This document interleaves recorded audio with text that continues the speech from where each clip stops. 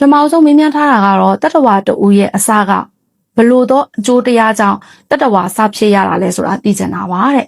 30ပုံသွားရလမ်းတိုင်းမှာကုသိုလ်အကုသိုလ်အကျိုးအကြောင်းတွေရှိပါတယ်အစမှာဘာအကျိုးတရားတွေလုပ်ခဲ့မိလို့တဏှာတွေရောက်လာရတာလဲဖြေချပေးပါခင်ဗျာတဲ့ကျွန်တော်မေးတာကအဝိဇ္ဇာတဏှာကြောင့်ခန္ဓာ၅ပါးယုံနာ2ပါးအဲ့ဒါတွေကိုမေးတာမဟုတ်ပါဘူးလက်ရှိအဝိဇ္ဇာတဏှာကြောင့်နောင်ခန္ဓာကိုနားလည်ပါတယ်အစမှာဘာတွေဖြစ်ခဲ့လဲဆိုတာကိုသိချင်တာပါဆိုပြီးတော့အကောင့်ပိုင်ရှင်ရဲထုတ်ကနေပြီးတော့မြင်မြန်ထားပဲဖြစ်ပါတယ်ရှင်သူကမေကွန်းတဘာဝကလေဟိုဘယ်လိုခေါ်မလဲဆိုတော့အကြောင်းကျိုးဖြစ်စဉ်ကိုမေးတာပေါ့နော်အကြောင်းကျိုးဖြစ်စဉ်ကိုမေးထားပြီးတော့သူကပရိစ္ဆေသမုပ္ပါအင်္ဂါတွေမပါဘဲနဲ့ဖြေခိုင်းတာအဲ့ဒါဘာနဲ့လားတူလဲလို့ဆိုတော့ဟိုခြေနှချောင်းရိုက်ချိုးပြီးတော့သူကဇောကကခိုင်းလို့ပြင်နော်အဲ့ဒါနံပါတ်1ချက်နောက်တစ်ခါသူကပြစ္ဆုတ်ပံအကြောင်းနဲ့အနာဂတ်အကျိုးခန္ဓာတွေကိုသူသိတယ်တဲ့မသိတာအတိတ်ကဘာဖြစ်တယ်ဆိုတာအတိတ်ကအကြောင်းကိုမသိဘူးဆိုတော့ဒါလည်းသူကဘာနဲ့သွားတူလဲလို့ဆိုတော့ဟိုကျွဲကြောင်သားကျွဲတွေကိုရေတွက်တဲ့အခါလေစီးကျွဲပြောက်သွားတာပေါ့နော်စီးနေတဲ့ကျွဲပြောက်သွားတယ်အဲ့တော့ပြစ္ဆုတ်ပံအကြောင်းနဲ့အနာဂတ်အကျိုးခန္ဓာကိုသိပြီးတော့အတိတ်ခန္ဓာဘာကြောင့်ဖြစ်တယ်မသိဘူးဆိုတာအဲ့လိုဖြစ်နေတာပေါ့နော်အဲ့တော့တခုပြောချင်တာကဒီမေကုန်းကစတဲ့တတ္တဝါရဲ့အစလို့ပြောထားတာအမှန်တကယ်တော့တတ္တဝါဆိုတာမရှိဘူးဗျဖြတ်ချလိုက်လို့ရတယ်ဒီမေကုန်းကလေဒါပေမဲ့ဟိုအကြောင်းကျိုးလေးညီညွတ်အောင်တော့ဟိုပြောချင်တာပေါ့လေစေတနာနဲ့ပါအဲ့တော့ဘာကြောင့်လဲလို့ဆိုတော့မြတ်စွာဘုရားရှင်လက်ထက်တော်မှာမာနကမေးဘူးတယ်ကုဝန္တတော်သမုပ္ပန်တော်ကုဝန္တတော်နိရောဓတိကေနာယံပကတောတတ်တော်ဆိုမေးတာဒီမေကုန်းကအလားအတိုင်းပါပဲဒီဘေကကုဝန္တတော်သမုပ္ပန်တော်ကုဝံကေနာဘယ်ကြောင့်ကြောင့်တတ်တော်တတ်တော်ဟာဒီသမုပ္ပန်တော်ဖြစ်ပေါ်လာတဲ့နေ့တတ်တော်ဟာဘာကြောင့်ဖြစ်လာတယ်လဲတဲ့ကုဝံကေနာဘယ်ကြောင့်ကြောင့်တတ်တော်တတ်တော်ဟာဒီနိရောဓတိချုပ်ပြောက်သွားတယ်လေတတ်တော်တွေကဘာကြောင့်ချုပ်ပြောက်သွားတယ်လဲနောက်တစ်ခုကကေနာယံပကတောတတ်တော်အယံတတ်တော်ဤတတ်တော်ကိုကေနာဘယ်ပုဂ္ဂိုလ်ဒီပကတောပြုလုပ်ဖန်တီးပါတယ်ဒါတူတူပဲပေါ့အစိမ့်မြန်အကြောင်းရအဲ့တော့အဲ့ဒီမှာဘုရားရှင်ကဖြစ်ကြတော့မလို့ဝဇိဒထေတီဆိုတဲ့ယဟန္တာမကြီးကဖြေလိုက်တာကိန္ဓုတတော်ဒီပစ္စေတိမာနတဲ့ဒိဋ္ဌိကတနုတေလို့ပြောတာမာနတဲ့တေတရားသင်သည်ဒိဋ္ဌိကတနုမင်းဒိဋ္ဌိဖြစ်နေတာမဟုတ်လားတဲ့ကိန္ဓုဘယ်ကြောင့်ကြောင့်တတော်ကေဟောပေါ့နော်တေတရားသင်သည်ဒိဋ္ဌိဖြစ်နေတာမဟုတ်လားတဲ့ကိန္ဓုတတော်ဒီပစ္စေတိမာန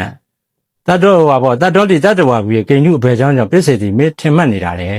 တတဝါဆိုတာမရှိဘူးတဲ့အဲ့တော့တတဝါဘယ်ကစတယ်တတဝါဘာကြောင့်ချုပ်တယ်တတဝါကိုဘယ်သူကဖန်တီးရဆိုတာဖြစ်စရာမရှိလို့ဘူးတဲ့တတဝါဆိုတာရှိမှမရှိတာတကယ်ရှိနေတာပါလေနာယုတ်တရားတွေပါနော်အဲ့ဒီပေါ်မှာယောက်ျားမိန်းမဆိုပြီးတင်တာလေပုဂ္ဂိုလ်ပြင်တယ်နာယုတ်တရားအကြောင်းပြောဆိုရင်တော့ပြောမှာပေါ့အခုကသူကအဆုံးကအဲ့ဒါပြောတာပေါ့နော်ပရိစ္ဆေသမုပ္ပါအင်္ဂါမပါဘဲနဲ့ဖြစ်ဆိုတော့ဒီတတဝါနဲ့ကဒါမဟုတ်ဘူးလေနော်ဒါပေမဲ့အကျိုးအကြောင်းတွေနည်းနည်းတော့ပြောမယ်အဲ့တော့ဘာပြောမလဲဆိုတော့အကြောင်းကျိုးဆက်ဆက်မှုဖြစ်စဉ်ကိုပြောရင်ပရိစ္ဆေသမုပ္ပါအကောင်းဆုံးပဲဒီထက်ကောင်းတာတက်ချင်တော့ပဋ္ဌာန်းပေါ့ဗျာပဋ္ဌာန်းကြတော့လည်းနည်းနည်းဝန်းစာလိုတာပေါ့နော်နားထောင်လို့နားလဲပေါ့အဲ့တော့ပရိစ္ဆေသမုပ္ပါနဲ့ပြောလို့ရတယ်ပရိစ္ဆေသမုပ္ပါမှာအင်္ဂါ12ပါးရှိတယ်အဲ့ဒါဗုဒ္ဓဘာသာဟေ့လို့ဆိုရင်သိကိုသိတာဝိဇ္ဇာသင်္ခါရဝိညာဉ်ယုတ်သလနာဖတ်တာဝေဒနာသင်ညာဖတ်တာဝေဒနာဟလာတဏှာဥပါဒံကမ္မဘဝဇာတိဇရာမရဏပေါ့အင်္ဂါ12ပါးအဲ့ဒီအင်္ဂါ12ပါးမှာပစ္စုပန်ဝိဇ္ဇာသင်္ခါရဆိုတာအခုဒီလက်ရှိပစ္စုပန်ဘဝကြီးတစ်ခုလုံးကိုဖန်တီးပေးတဲ့အတိတ်ကတရားအစုကို2ပါးပဲဝိဇ္ဇာသင်္ခါရအဲ့တော့ဝိညာဉ်ကနေပြီးတော့ကမ္မဘဝဒီအင်္ဂါ10ပါးရှိတယ်ဝိညာဉ်ယုတ်သလနာဖတ်တာဝေဒနာတဏှာဥပါဒံကမ္မဘဝဆိုအဲ့ဒီအလဲ10ပါးပေါ့အဲ့ဒီအလဲ10ပါးသောဟိုတရားအစုဟာပစ္စုပန်ဘဝတစ်ခုလုံးကိုပြောနေတာပဲအဲ့ဒီဘဝတစ်ခုလုံးကပြီးသွားရင်ဘာဖြစ်မလဲဆိုဇာတိပစ္ဆရာမရဏဆိုတာအနာဂတ်ခန္ဓာအဖြစ်ဖြတ်ထပ်ရမယ်အဲ့တော့အတိတ်ရဲ့ပစ္စုပန်ရဲ့အနာဂတ်ရဲ့ဒါပဲသန္တာရပုပ္ပကောတိနပညာယတိသစ္စာဘုရားရှင်တန်တရားဟာရှေလွန်းတဲ့အတွက်ဉာဏ်မှာမထင်နိုင်ဘူးတဲ့မထင်နိုင်ဘူးဆိုတာတာဝကတွေမမြင်နိုင်ဘူးမသိနိုင်ဘူးနောက်တော့ပေါ်လာလိမ့်မယ်အဘိညာဉ်ပုဂ္ဂိုလ်တွေတော့မရဘူးအာယုံကျุလို့မရဘူးအဲ့လိုမရတဲ့ဟာယူကိုဒီဟာယူကိုဒီပုထုဇဉ်တွေကိုရှင်းပြရင်သူကနိပညာလိုလာတယ်ဒီတိုင်းသွားရှင်းပြလို့မရမြတ်စွာဘုရားရှင်အမတန်ဉာဏ်ပညာထက်မြက်တဲ့သဗ္ဗညုတဉာဏ်ဆိုတော့အဲ့တော့ခုနပြောတဲ့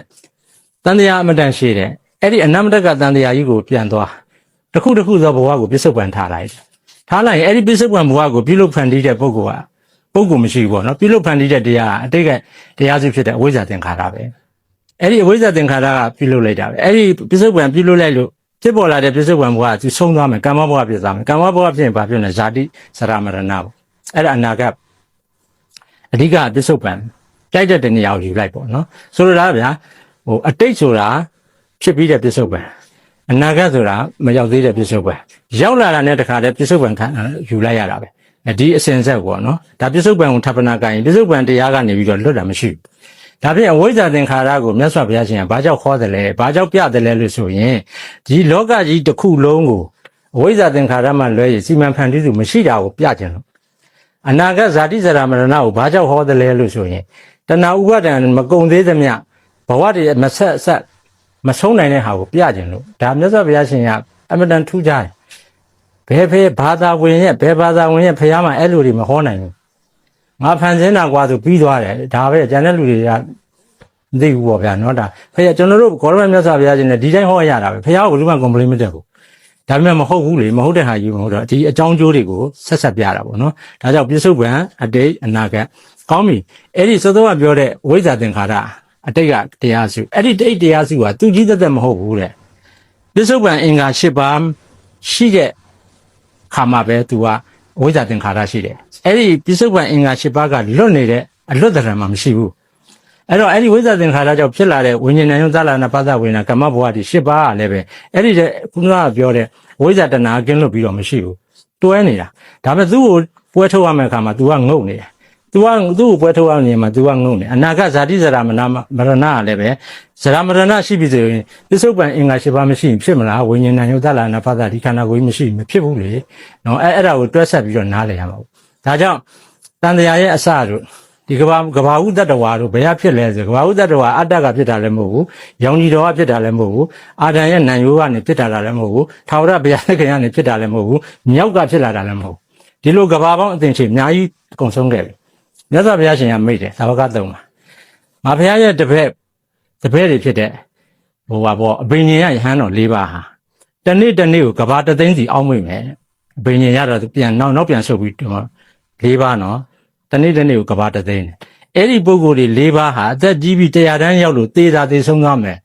ကုန်လွန်ခဲ့တဲ့ကဘာတွေမပြီးသေးဘူးတဲ့ကြံတဲ့လူတွေသိဖို့ကလွယ်တာလားအဘိညာဉ်ရသမားတော်မလွယ်ဘူးတပိဋကဉာဏ်တွေအရာဖြစ်တယ်အဲ့တော့ဆိုလိုတာကအကြောင်းအရာတစ်ခုကိုဓာတ်ရိုက်ဟောလို့မသိနိုင်ဘူးလို့ဆိုရင်တာဝကဉာဏ်မှာမထင်နိုင်ဘူးလို့ဆိုရင်အနုမာနနည်းနဲ့ပြောရတယ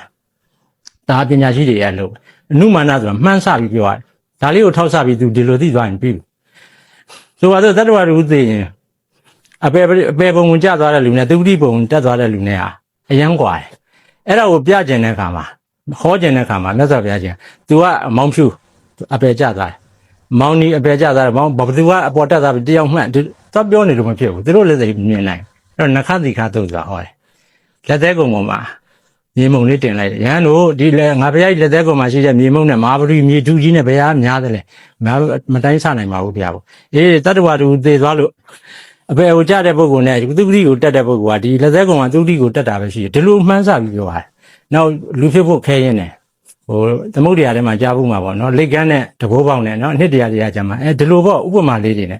ပပဒတုတ်တောင်ထုတ်ကြီးရှိတယ်ကြောက်တောင်ကြီးရှိတယ်လေအရာတယူဇနာအမြင့်အဲ့လောက်ရှိတဲ့ဟာကာတိတိုင်းဖြစ်တဲ့ဝါကုန်းလေးနဲ့သွားပြီးအနှစ်တရားကြာမှတစ်ချက်သွားဖို့အနှစ်တရားမှတစ်ချက်သွားဖို့ကြောက်တောင်ကြီးကပုံပြီးတော့ကုံသွားမယ်တဲ့တန်တရားဆိုမှကုံသေးဘူးဒါတွေကအနုမာနနည်းနဲ့ဟောတာပညာရှိချင်းချင်းပဲနားလေတယ်ပေါ့ဗျာနော်ဒါကြောင့်အဓိကကိုပြန်ပြီးတော့ဟိုအနှစ်ချုပ်ရမယ်ဆိုရင်တတ္တဝါရဲ့အစဆိုတာဟိုတတ္တဝါလို့မေးတဲ့ဟိုဟာဒါပညာနဲ့မေးတဲ့အတွက်အဆင်မပြေဘူးအင်္ဂါ၈ပါးနဲ့နာယုံနဲ့ပြောတဲ့အခါမှာအဝိဇ္ဇာကိုမြတ်စွာဘုရားရှင်အစထားတာတယ်အဲ့ဒီအဝိဇ္ဇာကရှေ့မှာဘာရှိလဲလို့လည်းမကြံစည်အပ်ဘူးဆိုတာတည်းလို့လေဟိုအရိယသစ္စာရှိတဲ့ကပြောရင်အဝိုင်းပြေးဖြစ်နေတာကိုအဝိုင်းတစ်ခုကအစချလို့မရဘူးလေကိလေသာဝကမ္မဝဝိပါကဝဝတ္တဆိုတာအဝိုင်းလုံးလေလိုက်နေရလေကိလေသာဝ၃ပါးဝိဇ္ဇာတဏဥပါဒံကမ္မဝ၂ပါးသင်္ခါရနဲ့ကမ္မဘဝဝိပါကဝ၈ပါးဝိညာဏယောသလနာဖသဝေနာဇာတိဇရာမရဏဥပပတ္တိဘဝနော်သူအင်္ဂါရင်အခုကျွန်တော်တို့ဒီခန္ဓာပေါ့ဗျာဒါဝိပါကဝခေါ်တယ်ခန္ဓာကိုယ်ဝိညာဏယောသလနာဖ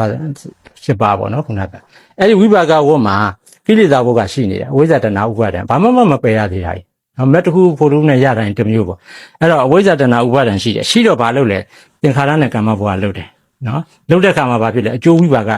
ထိုက်ရတယ်အဲ့ဒီအကျိုးဝိပါကမှာကိလေသာဘုကတွဲပါသွားတယ်ဘာလို့လဲမပယ်ရသေးလို့သောတာပန်ဆိုရင်ပယ်ထားတဲ့အတွက်သူ limitation ကဘာလဲ9ဘဝပေါ့အနည်းဆုံးတော့အများဆုံး9ဘဝပေါ့ နာတေဘုံကအထမမာရိယန်ဒီရှစ်ဘဝမကူဘူးပေါ့ယဟန္တာဆိုရင်နောက်ဘဝမရှိတော့ဘူးဒါပယ်သွားတဲ့ဟာမျိုးပေါ့နော်အဲ့တော့ဝိပါကဝတ်မှာခိရိဇာဝတ်ကမပယ်ရသေးတော့ပါတယ်အဲ့ဒါကြောင့်ကမ္မဝတ်ထပ်လို့ဝိပါကဝတ်ဖြစ်ဒီလိုအလုံးနဲ့လိုက်